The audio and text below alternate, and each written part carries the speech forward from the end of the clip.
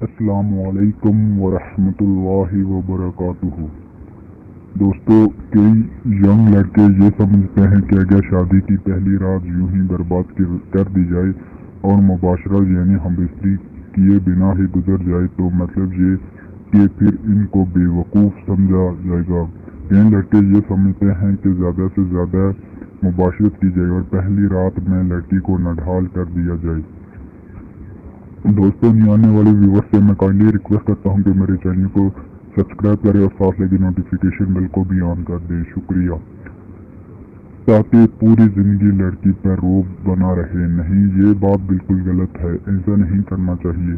اور ایک بڑی مشہور بات یہ ہے کہ دلہن کی سیل سوغات میں توڑ دی جاتی ہے، اور جب سیل ٹوٹتی ہے تو خون نکلتا ہے۔ بلڈ سے مراد اصل میں یہ ہے کہ عورتوں کے پیشاب کی جگہ اور مباشرت کرنے کی جگہ تھوڑی الگ ہوتی ہے۔ جس جگہ سے عورتیں پیشاب کرتی ہیں ٹھیک اس کے نیچے مباشرت کی جگہ ہوتی ہے، جس میں سے ہی ہر مہینے لڑکی کو خون آتا ہے۔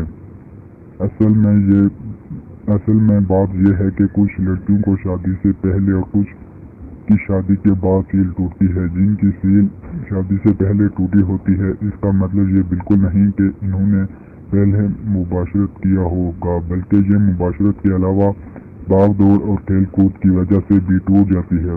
کچھ عورتوں کو سیل 2 سے 3 بار مباشرت کریں گے پھر بعد میں بڑی مشکل سے ہی ٹوٹتی ہے۔ اگر کسی کو مسئلہ یا کوئی شک ہو تو آپ ڈاکٹر سے رجوع کریں۔ امید کرتا ہوں کہ میری دیگر ویڈیو کی طرح آپ کو یہ ویڈیو بھی اچھی لگی ہوگی۔ اگر ویڈیو اچھی لگی ہو تو زیادہ سے زیادہ ویڈیو کو لائک کریں اور ویڈیو کو شیئر کریں۔ شکریہ۔ اللہ حافظ۔